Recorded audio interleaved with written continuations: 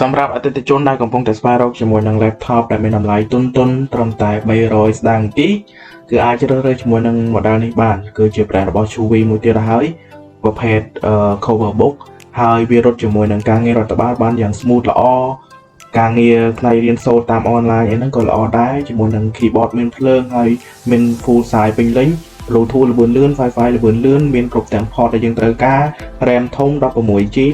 និង SSD រហូតដល់ 512GB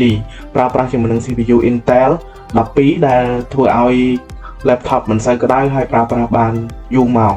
ហើយពិសេសហ្នឹងវាមាន screen ធំរហូតដល់14 inch សម្រាប់យើងធ្វើការប្រជុំតាម online ធ្វើការងារ online អីស្រួលមើលរូបភាពមើលវីដេអូបានច្បាស់កម្រិតបង្ហាញរហូតដល់ 2K យើងមិនឈឺភ្នែកទេក្នុងការមើលវីដេអូលើនេះហើយពិសេសវាមានជាមួយនឹង speaker ដែលឮព្រោះផងដែរហើយសមត្ថភាពវាក៏អាចអូសហ្គេមបានតិចតួចដែរមិនថាឲ្យយើងធ្វើការសិតទេប៉ុន្តែវាមិនមែនសម្រាប់អូសហ្គេមធ្ងន់ឬក៏កាត់តវីដេអូធំនោះទេគឺវាអាចធ្វើបានជាមួយនឹងការកាត់តវីដេអូស្រាលកម្មវិធីទូចអាចប្រើប្រាស់បានហើយរូបរាងវាខ្ញុំគិតថាប៉ុណ្ណេះមិនសូវក្រាស់ទេល្មមយើងដាក់ចូលទៅក្នុងកាតាបកាបូបធ្វើការអីដែលធំគឺថាអាចដាក់ចូលបានទម្ងន់ក៏មិនសូវធ្ងន់ប្រហែលដែរ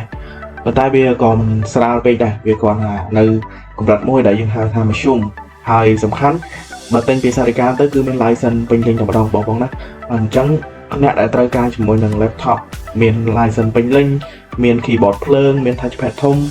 ហើយប្រើប្រាស់ការងារប្រចាំថ្ងៃសូមជ្រើសរើសជាមួយនឹង laptop មួយនេះដែលមានលក់នៅសារិកា Cambodia សូមអរគុណសូមជម្រាបលាសារិកា Cambodia ជាក្រុមហ៊ុនផ្គត់ផ្គង់ tablet គុណភាពខ្ពស់ក្នុងតម្លៃសមរម្យចាប់ពីជាង$30ឡើងទៅ